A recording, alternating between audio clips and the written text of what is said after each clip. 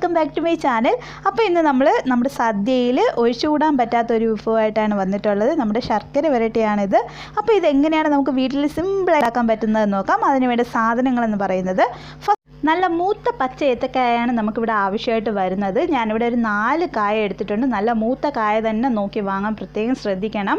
എന്നിട്ട് നമുക്കൊരു പരന്ന ബൗളിൽ കുറച്ച് വെള്ളം എടുത്തിട്ട് അതിൽ 1 ടേബിൾ സ്പൂൺ മഞ്ഞൾപ്പൊടിയും കുറച്ച് ഉപ്പും കൂടെ ചേർത്ത് നന്നായിട്ട് മിക്സാക്കി വെച്ചിട്ടുണ്ട്. ഇങ്ങനെ ചെയ്യുന്നത് നമ്മൾ ആ പഴത്തിൻ്റെയൊക്കെ കറ ഒന്ന് പോകാനായിട്ടാണ് നമ്മളിങ്ങനെ ചെയ്യുന്നത്. എങ്ങനെയാണ് ഫസ്റ്റ് നമുക്ക് പഴം ക്ലീൻ ചെയ്യുന്നത് നോക്കാം. കായ എടുത്തിട്ട് കായയുടെ 2 അറ്റവും നമ്മൾ ആദ്യം കട്ട് ചെയ്ത് മാറ്റുക. കട്ട് ചെയ്ത് മാറ്റിയതിന് ശേഷം നമ്മൾ അതിൻ്റെ തൊലി മാത്രം ഇങ്ങനെ വരഞ്ഞു കൊടുക്കുക. വരഞ്ഞു കൊടുക്കുന്നത് നമുക്ക് തൊലി പെട്ടെന്ന് അടർത്തിയെടുക്കാനായിട്ടാണ് നമ്മളിങ്ങനെ വരഞ്ഞു കൊടുക്കുന്നത്. തൊലി മാത്രമേ വരഞ്ഞു കൊടുക്കാൻ പാടുള്ളൂ. അങ്ങനെ വരഞ്ഞതിന് ശേഷം ജസ്റ്റ് വിരൽ വെച്ചിട്ട് നമുക്കിങ്ങനെ അടർത്തിയെടുക്കാൻ കഴിയും. കായയുടെ കറ കൈ കൊള്ളാതിരിക്കാനായിട്ട് കയ്യിൽ കുറച്ച് വെളിച്ചെണ്ണ തടവുക, അല്ലെങ്കിൽ ഗ്ലൗസ് ഉപയോഗിക്കുക. ഇത് രണ്ടിൽ ഏതെങ്കിലും ഓപ്ഷനായി നമുക്ക് സ്വീകരിക്കാൻ വഴിയുള്ളൂ. അങ്ങനെ നമുക്ക് എല്ലാ കായയും നന്നായിട്ട് തൊലി കളഞ്ഞ് വൃത്തിയാക്കി എടുത്ത് വെച്ചിട്ടുണ്ട്. ഇനി നമുക്ക് ചെയ്യേണ്ട ഈ മഞ്ഞൾ വെള്ളത്തിലേക്ക് ഈ കായ കട്ട് ചെയ്തിടുക എന്നതാണ്.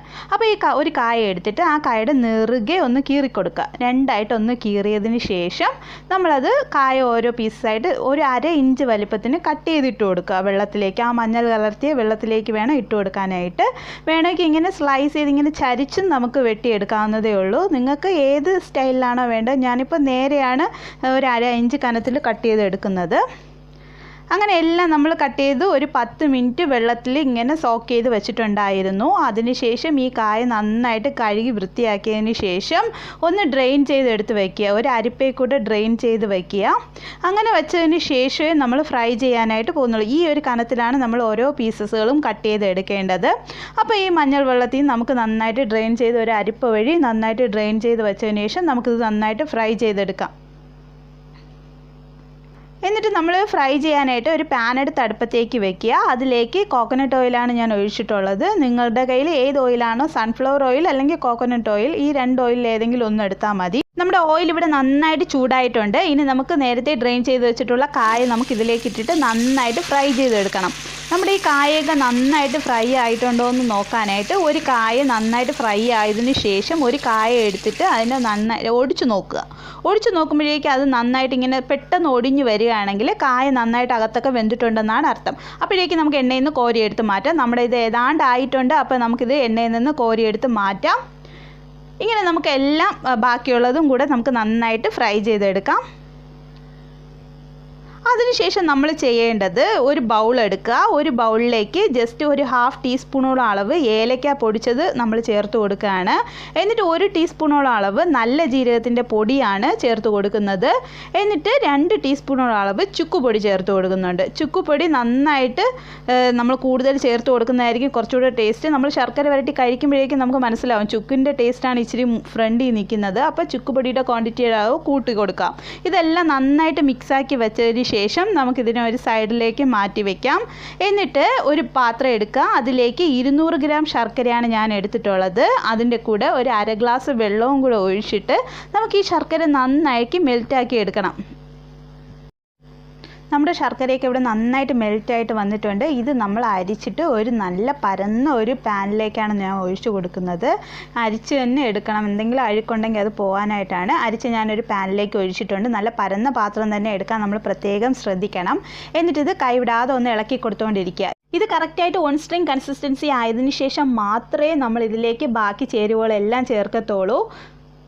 അപ്പം നമ്മുടെ ഇത് കറക്റ്റായിട്ട് കണ്ടോ, ഒരു നൂൽ പരുവം ആയിട്ടുണ്ട്. 1 സ്ട്രിങ് കൺസിസ്റ്റൻസി ആയിട്ടുണ്ട്. ഇനി നമുക്ക് ചേർക്കേണ്ടത് കുറച്ച് ഉപ്പാണ് ചേർത്ത് കൊടുക്കുന്നത്, മധുരം ബാലൻസ് ചെയ്യാനായിട്ട്.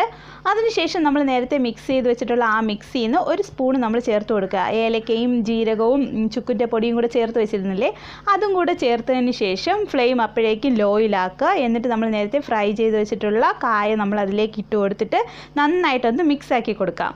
നമ്മൾ ഫ്ലെയിം ഇവിടെ ലോയിലാണ് വെച്ചിട്ടുള്ളത്. എന്നിട്ട് അതിന് ശേഷം നമ്മൾ പഞ്ചസാര പൊടിച്ച് ഒരു ബൗളിൽ പ്രത്യേകം മാറ്റി വയ്ക്കുക. ആ പഞ്ചസാരയിൽ നിന്ന് 1 ടേബിൾ സ്പൂണോളം അളവ് പഞ്ചസാര നമ്മൾ ചേർത്ത് കൊടുത്തിട്ട് ഒന്ന് മിക്സ് ചെയ്ത് കൊടുക്കുക.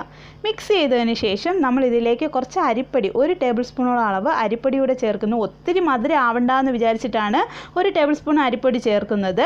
1 ടേബിൾ സ്പൂൺ അരിപ്പൊടി കൂടെ ചേർത്തതിന് ശേഷം നമുക്ക് ഫ്ലെയിം ഓഫ് ചെയ്യാം. ഫ്ലെയിം ഓഫ് ചെയ്തതിന് ശേഷം ഇത് മിക്സ് ചെയ്ത് വെച്ചിട്ട് കുറച്ച് ഒരു 5 മിനിറ്റ് ഒന്ന് തണുക്കാൻ അനുവദിക്കുക. ഏതാണ്ട് 5 മിനിറ്റ് കഴിയുമ്പോഴേക്കും നമുക്ക് ഇങ്ങനത്തെ ഒരു ടെക്സ്ചറാണ് നമുക്ക് കിട്ടുക. എന്നിട്ട് ഇതിലേക്ക് നമ്മൾ മുറിച്ച് വെച്ചിട്ടുള്ള പഞ്ചസാരയുടെ പൊടിയും നേരത്തെ ആ മിക്സ് ചെയ്ത് വെച്ചിട്ടുള്ള ആ ഏലക്കയുടെയും ചുക്കിൻ്റെയൊക്കെ ആ പൊടിയും മിശ്രിതം ഉണ്ടല്ലോ, അതും കൂടെ ചേർത്തിട്ട് നമ്മൾ ഈ ഓരോ ശർക്കര വരട്ടിയും നമ്മളൊന്ന് സെപ്പറേറ്റ് ആക്കി എടുക്കുകയാണ് ചെയ്യുന്നത്. ഫസ്റ്റ് നമ്മൾ ആ ഏലക്കയുടെ ആ മിക്സിയിൽ നിന്ന് ഒരു 2 ടേബിൾ സ്പൂൺ ചേർത്ത് കൊടുക്കാം.